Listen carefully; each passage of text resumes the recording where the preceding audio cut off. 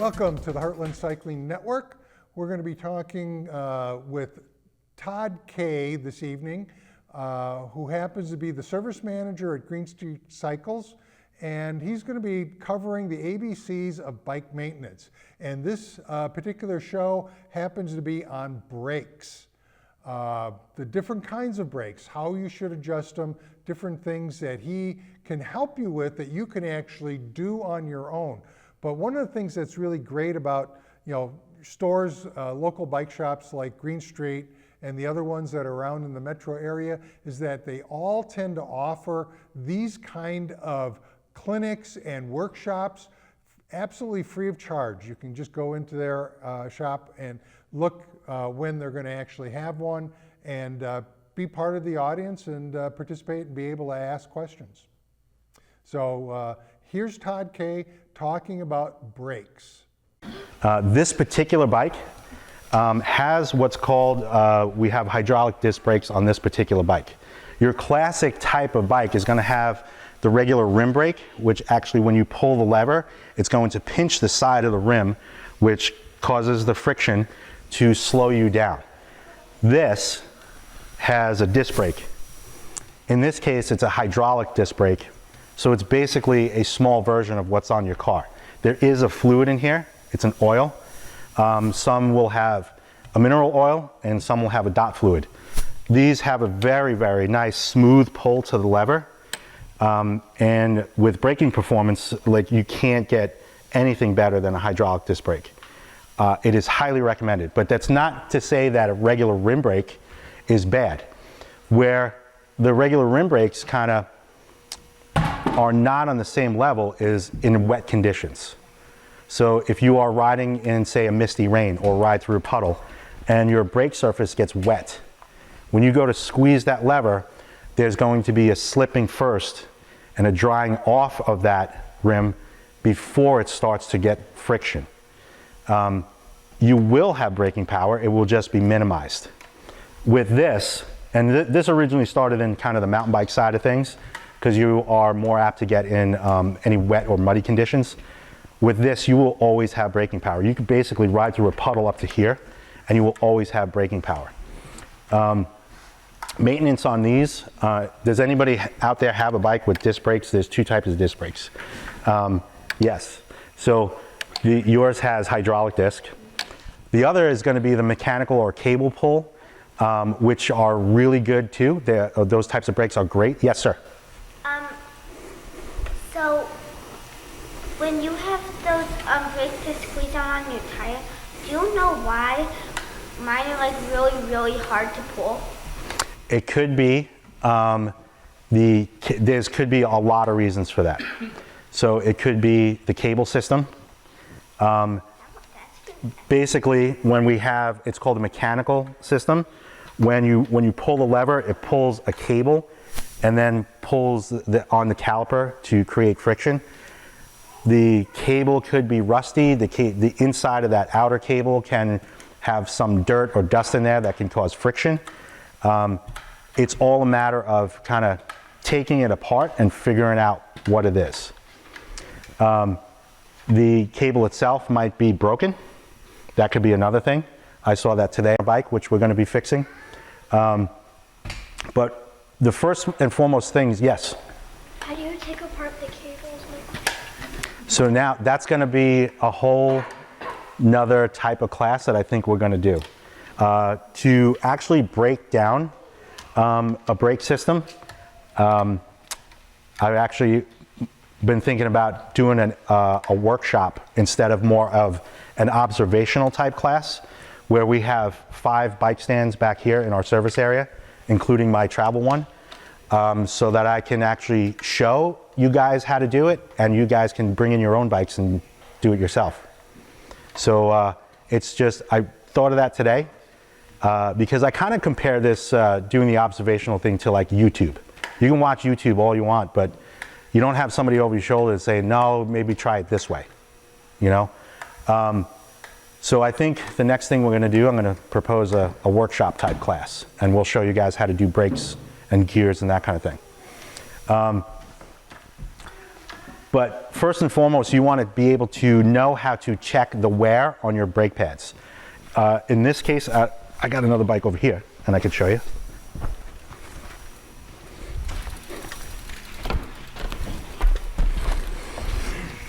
So this bike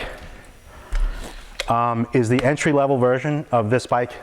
This has your classic rim brake. This type of brake is called the V brake, if you see how they work. These two arms, when they pivot, they work in a V. And this has the rubberized brake pads that touch the rim surface. Here is where you can feel, and you dig your fingernail in to feel and make sure it's supple and still feeling great. You should feel that suppleness, knowing that it's not going to dry rot. But the brake pads themselves, even during the molding process, will have a line on it. That is basically the wear line. When you see the material getting closer and closer to the wear line, and I'll leave this out so you guys can take a look, that means your brake pad is starting to wear down. Especially if it's worn down, and I've seen it too on some bikes, right down to the metal mount that's kind of buried inside the brake pad. So that's how you know you definitely need new brake pads. These are relatively easy to change and not even that expensive. Brake pads are only about $9. And in the workshop, we can show you how to do that. One of the most common things too is brake squeaking that we can talk about. So that's basically when there is a kind of a foreign material, maybe on the brake pad or the rim brake surface itself, that's causing something to vibrate. And there's a whole number of things that you can do. You can remove the brake pad and just sand it off. It is probably dirt, because as you squeeze and ride your bike more and more, kind of a clear film builds up on the surface of the brake pad. That could be causing it. Same thing with these type of brakes, hydraulic disc brake pads. It's a little bit more involved to remove those. If you're going to remove your brake pads from a disc brake, it's a little bit more involved. You want to be very, very careful doing that. But it's the same basic thing. If there's like a foreign film or contaminant on your brake pads, that could be causing the squeezing as well, squeaking. The one thing a rider has to be careful of if you have any type of disc brake system is you cannot get any oil or any type of foreign contaminant on the rotor and or pads. I had a gentleman buy a very nice bike, same bike as that, and he rode through a puddle not realizing there was oil in the puddle, and it got all over his brake pads and rotors, and he needed new brake pads and rotors. Because that oil will get embedded and kind of absorbed into the brake pad material, and they will not work. They will constantly squeak, and they just won't work properly. Any questions on brakes so far? Yes, sir. Why were brakes invented? So we don't crash into like other people, cars, you know, so we can slow down. Why could you not just use your feet? Oh, like kind of like a Fred Flintstone thing. So wear up your shoes. Yeah, because I kind of like my shoes. Yes. Do they rate the cable like for how often you should have cables replaced before when it turns? No, cables will stretch naturally. To my knowledge, there is no rating on them, but they will stretch. That is perfectly like nature of the beast. So with these are cable actuated, and I always set up the brakes so that when you pull them and where they grab right here, because you could squeeze them more, they grab it about a third of the way. When they start to grab closer to the grip, that's how you know when it's stretching. So on these types of brakes, there's called adjusting barrels. This is the barrel right here. As it stretches naturally, and they set this up so that you can do this even while you're riding, you can turn the barrel out to put more tension on the cable, and now your lever is going to squeeze a little bit better. Then there's a lock nut where you just turn that in, and once you find your spot, you lock it in place and it's not going to move on you. Same thing with derailleurs. If it's a cable actuated derailleur, cables do stretch no matter what. It is really up up to you the cable will stretch and stretch and stretch, when to change it, as long as the cable is in good condition, like where it gets pinched, right here. I've even seen it on new builds when we can't get it adjusted just right. If you pinch this more often, it'll start to fray. That's when, as soon as you see a frayed cable, you should change it right away, because it's only going to get worse. And that will seriously affect your braking. With these guys, it's just fluid. Now, we've had a common question with these. These can be bled. Pretty much all brake manufacturers recommend bleeding their brakes once a year. But it also, to me, it also depends on how often you ride. I mean, if you only ride your bike twice a year, then you're not going to have to do that. If you ride frequently, I'd say on average 2 to 5 times a week, yes, you should definitely do that. And bleed it once a year. But these systems are pretty much bulletproof. Unless there's a catastrophic failure or something gets pulled out, you don't have to worry about these at all. These are actually designed so that as the brake pad wears down naturally, the lever pull is going to always be the same. So you just have to just be aware of and check your brake pad thicknesses. That's all. On some brakes you can see them easily. Sometimes you just got to use a flashlight, but you should always be able to just take a look and see what they look like brand new, and then you'll know it as they wear and break down. Any other questions? Yes. On disc brakes, is the brake pad rubber or is it metal like a car? There are 3 basic, same idea as a car. There are 3 basic materials. Same thing with brake rotors. So whatever material your brake pads are, the rotor needs to match. Yes. When it comes down to it, if you were getting new brake pads on your disc brakes, I would also recommend new rotors. Because they will, as things wear, we like to use the term, they marry. So if you had really, really worn brake pads, that means your rotor's worn maybe, and putting new brake pads on a worn rotor is just not going to work efficiently. Any other questions about brake control? Yes. The first bikes were really, I think, in the mid 1800s. Yes. Is it easy to switch the different types of brakes? There are going to be, like this particular bike, it's going to depend on the bike. If you look at this bike to this bike, now this is the Cirrus 1.0, this is the Cirrus 2.0. If you can do upgrades to any bike, but you want to make sure that it can actually physically, mechanically can be done. If I wanted to put disc brakes on this, I can't. Because the way these brakes mount to the fork itself, there are no places to mount the brake caliper on this. And same thing with the rear of the frame. Even if you wanted to weld them on, you wouldn't recommend? Well, I would never ever recommend doing that. The first thing what would happen is you void the warranty. That's the first thing that would happen. That goes along the lines of when we're helping people purchase a bike, if there is a feature that you want on a bike, get the bike with it. Because this is a really good example, like if you wanted disc brakes, you can't do it. It's just much easier to get the bike with it. There's a lot of different components along that same line. If you want a certain component, get the bike with it. It's way easier. Actually, about that, I have a road bike, as you know. Is it possible to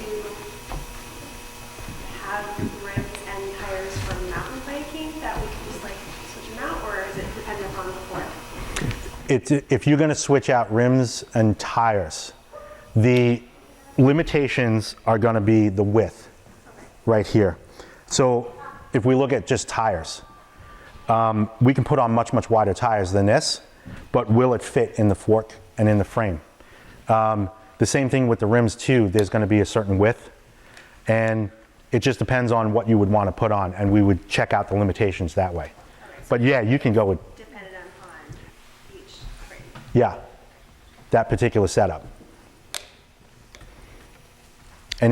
Yes? So you couldn't just switch out the forks for a brake upgrade? In this case, if you wanted, you could switch out the fork, but there's nothing on the rear where you can mount the rear brake to. It would also be a wheel upgrade too, because if you look at, now the wheel being this is a tire, this is the wheel. The rotor itself is mounted to a flange that's on the hub. So you'd have to get new wheels too. So depending on the wheel set, so if this wheel set alone is probably at least 150 to 200 bucks. Then you have to get the brakes. Then you have to get the levers. Then you have to have it installed. So it adds up quickly if you wanted to do an upgrade. Now, if you had this bike and you wanted to upgrade to the next level or very higher level set of brakes, it's easier to do. It's going from a bike that's not set up for it to a bike that already has it. That's where the differences are.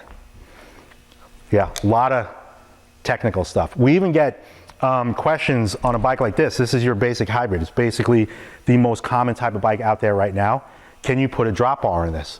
Now, there's many reasons why I don't recommend it, but it can be done, absolutely. Drop bar meaning those curl down bars, classic road bike. Now, the hybrid itself is meant for a certain type of riding. The drop bar bike is meant for something completely different. So if you got them installed on here, it's not gonna ride the same as a true drop bar bike.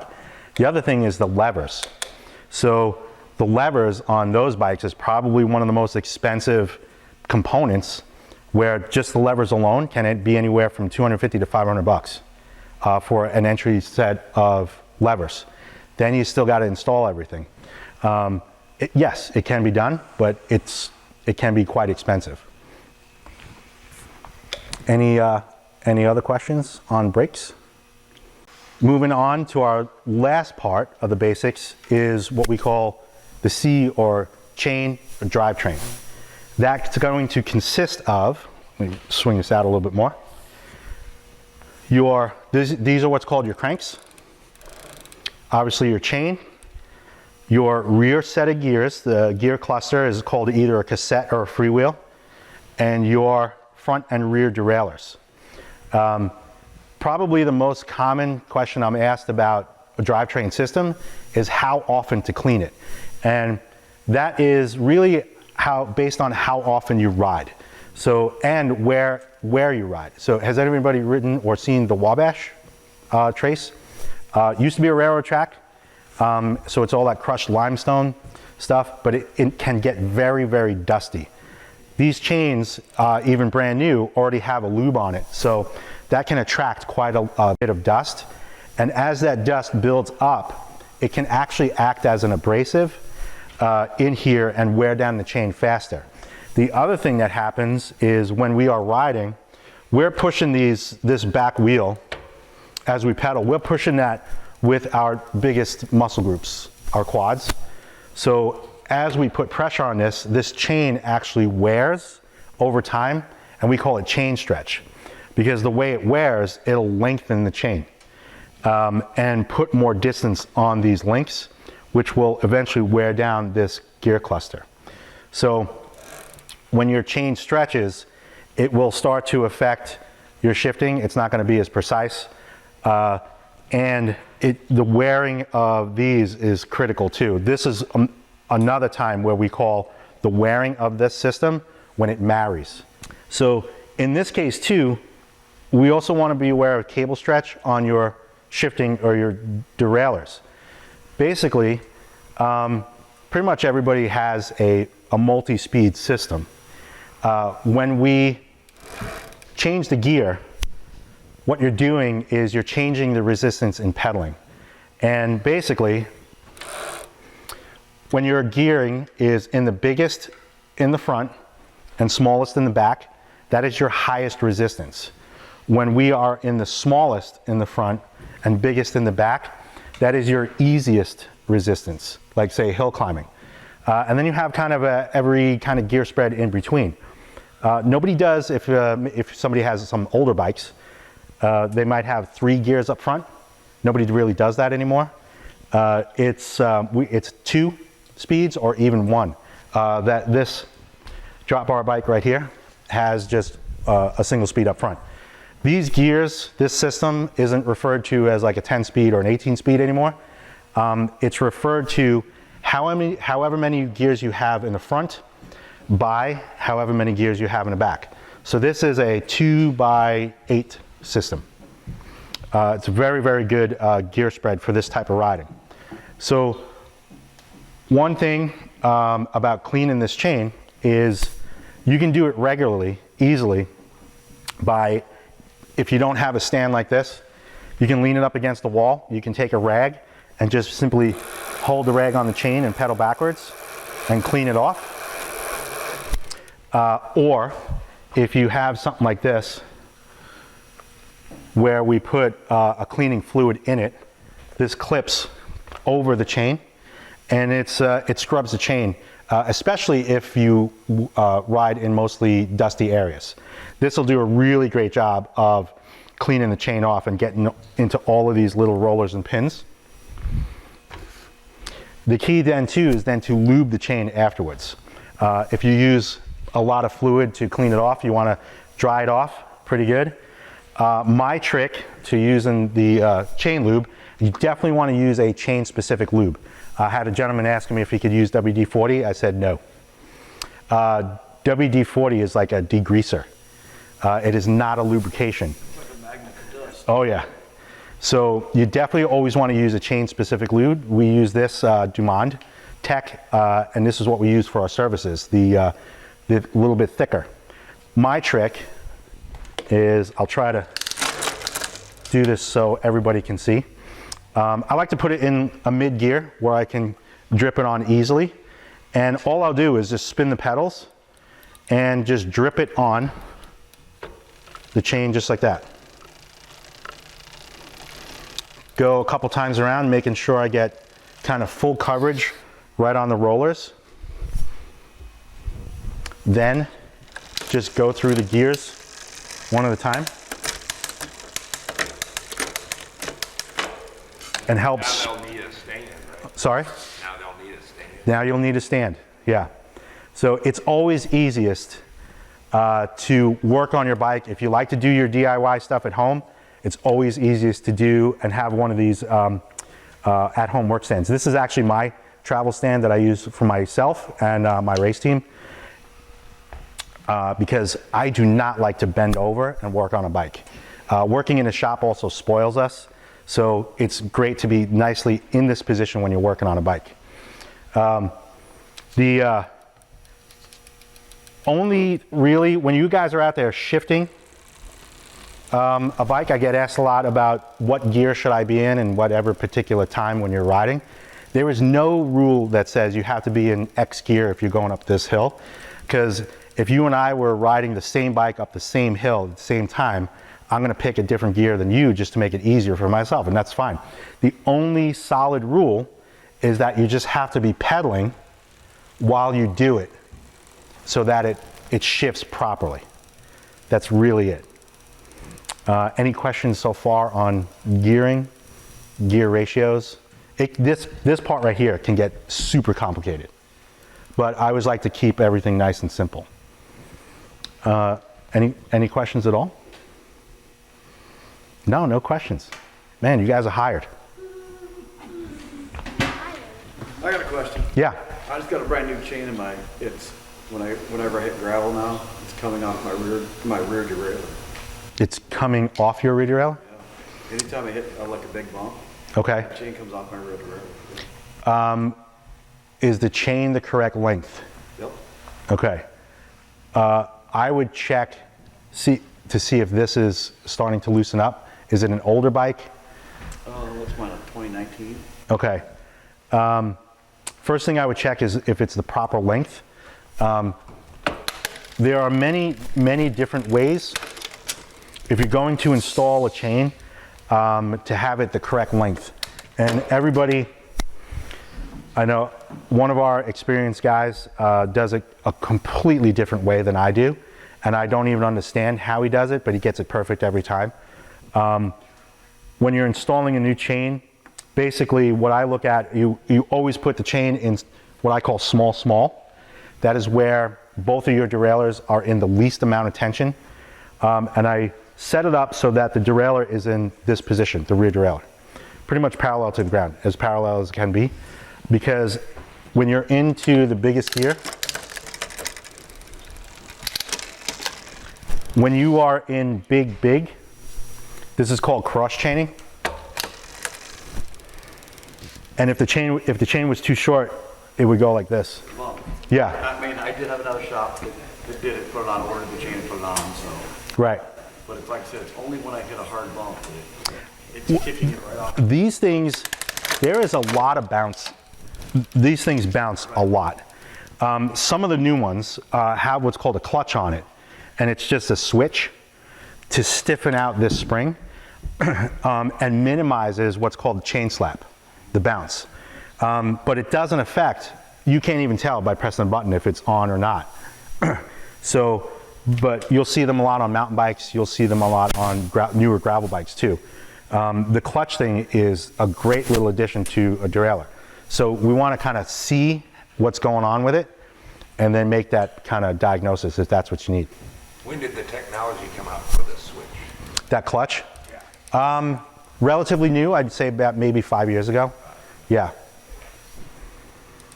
Most derailleurs have them. I know newer SRAM is built in because this part of the spring right here is pretty stiff. Shimano ones will have a switch like this. This particular brand, Microshift, on some of the higher ends, have just a little flip of the switch right here on the side. And it minimizes that. Any other questions at all?